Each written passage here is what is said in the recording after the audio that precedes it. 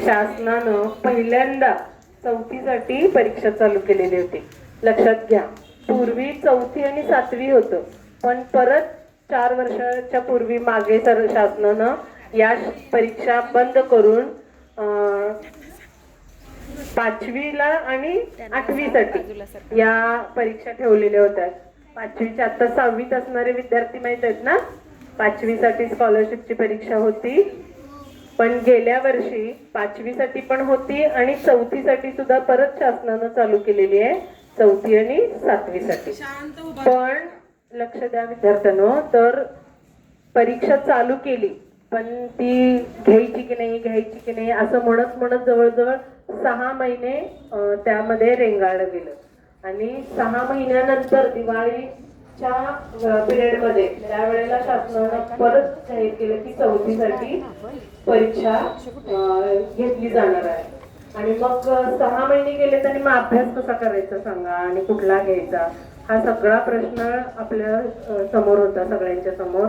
तरी देखील लोहार मॅडमनी न खचता हे जे विद्यार्थी समोर उभे आहेत, ह्या विद्यार्थ्यांना स्कॉलरशिपला बसवून यांच्याकडून भरपूर तयारी करून घेऊन कधीही त्यांनी एकही तास त्यांनी चुकवलेला नाही. दररोज सकाळी 10 वाजता त्या येऊन इथे जादा तास घेत होत्या. दिवसभरही या विद्यार्थ्यांवर त्यांनी परिश्रम घेतलेले आहेत. तर असे हे शिक्षक आपल्याला मार्गदर्शन करणारे भेटलेले आहेत. खरंच या शिक्षकांसाठी, लोहार टीचरांसाठी माझ्याकडून जोरदार टाळ्या झाल्या पाहिजे, कारण खूप त्यांनी परिश्रम घेतलेले आहेत.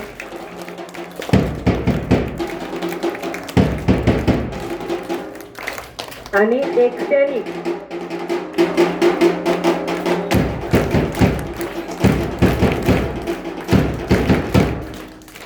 एकट्या शिक्षिकेने स्कॉलरशिप, वर्ग आणि ITS ची तिन्ही धुरा त्यांनी सांभाळलेल्या आहेत. आणि यातून हे विद्यार्थी इतके छान मार्क्स त्यांनी काढलेले आहेत. जवळजवळ 200च्या वरती 4 विद्यार्थी 200च्या वरती आहेत. सोपं नाही आहे 200च्या पुढे मार्क काढणं, खूपच अवघड आहे.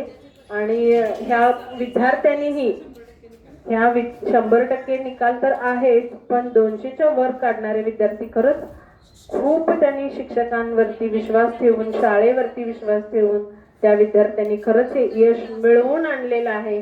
आणि ह्या विद्यार्थ्यांनी कुठलाही क्लास न लावता फक्त शाळेवर आणि शिक्षकांवरती विश्वास ठेवून या विद्यार्थ्यांनीही ते यश खेचून आणलेलं आहे.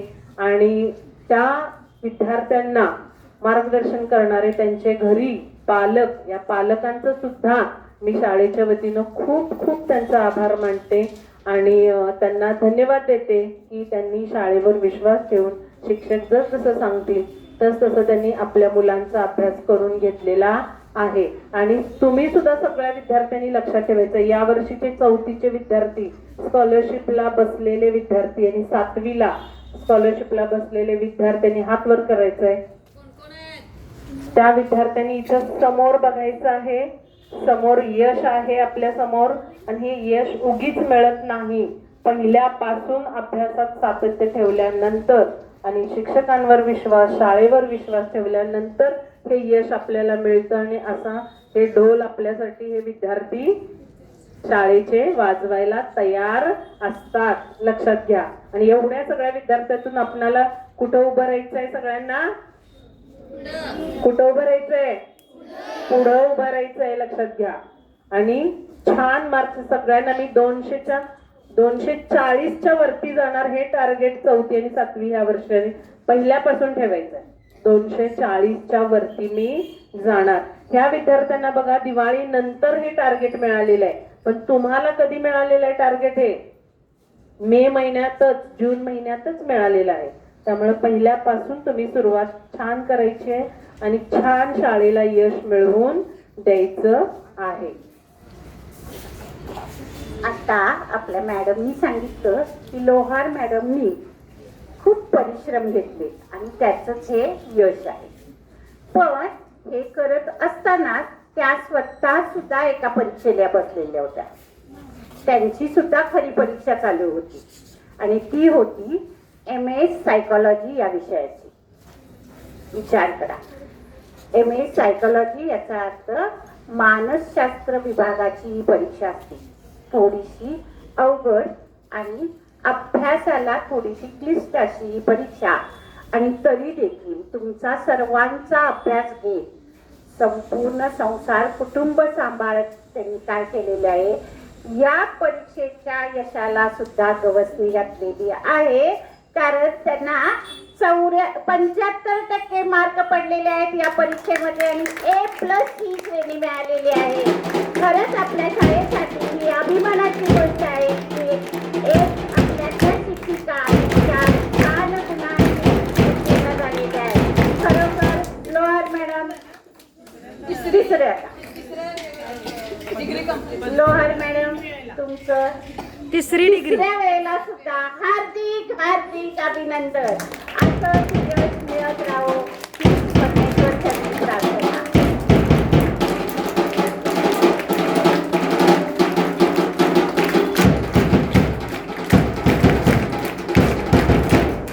त्यांचे हार्दिक अभिनंदन. थोडीशी खंत वाटते की ह्यातले 2 विद्यार्थी अगदी 6च मार्क कमी पडले. याचं कारण मला टीव्ही बघायचा आहे किंवा मला मोबाईलमध्ये थोडंसं वेळ घालवायचा आहे. तर जे जे काम असं केलेलं आहे मुलांनी त्यांचे मार्क आपोआपच कमी आले. आणि सूचना दिल्याप्रमाणे ज्या विद्यार्थ्यांनी रोजचा अभ्यास केलेला आहे, सूचना लक्षात ठेवलेल्या आहेत, ती मुलं आज यशस्वी झालेली आहेत. महाराष्ट्र राज्यामध्ये आज प्रत्येक शाळेमध्ये यशस्वी झालेल्या विद्यार्थ्याचं असंच ढोल ताशांच्या गजरामध्ये अभिनंदन केलं जातंय. हे अभिनंदन जर स्वतःच करून घ्यायचं असेल तर तुम्ही प्रत्येकानं रोजचा अभ्यास केला पाहिजे. त्यामध्ये रोज ह्या शब्दाला फार महत्वाचं आहे. ह्याला जर रोज म्हणत असतील, हे मिळवायचं असेल तर मराठीमधल्या रोज रोज अभ्यास याला पहिल्यांदा तुम्ही भेट दिली पाहिजे. नियमित अभ्यास केल्यानंतर यश मिळतं हा सुविचार जो आहे त्या सुविचाराच्या मागं हा खरा अर्थ आहे.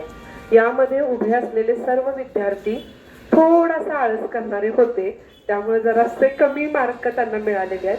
पण त्याच सोबत आणखी एक महत्वाचं, हे सर्व विद्यार्थी ITSE परीक्षा पास झालेले आहेत आणि सर्वोत्तम मार्क स्पृहाला 270 मार्क आहेत 300 पैकी. आणि त्याच वेळेला नृत्य स्पर्धेमध्ये आपल्या ह्या 2 विद्यार्थिनी शहर स्तरावर पहिल्या आल्या. तर ह्या मुलांनी नुसताच अभ्यास केला नाही, तर सगळे उपक्रम, सगळ्या स्पर्धा आणि ह्या सगळ्यांमध्ये पुढाकार होते. कारण आपल्या ह्या सगळ्यांना मार्गदर्शन करणारा आपल्या संस्थेच्या व्यवस्थापिका पंडित मॅडम आणि संस्थेचे अध्यक्ष बापू महाराज आणि वायदंडे मॅडम प्रत्येक वेळेला अतिशय बारीक लक्ष ह्या सगळ्यांनी दिलेलं आहे. माझ्यासोबत असणाऱ्या भाग्यश्री पाटील मॅडम रिटायर झालेत, पण त्यांनी सुद्धा या मुलांना खूप छान मार्गदर्शन केलं. तुम्हाला सगळ्यांना मला अगदी मोठी पिशवी भरून गुलाबाची फुलं आणायची आहेत, तर ती संधी तुम्ही मला पुढच्या वर्षी नक्की द्या. आता 4थीला जी मुलं आहेत ती मुलं आणि 7वीची मुलं यांनी खूप खूप अभ्यास करा. तुम्हाला सगळ्यांना मनापासून शुभेच्छा. पुन्हा एकदा सर्वांचे हार्दिक अभिनंदन.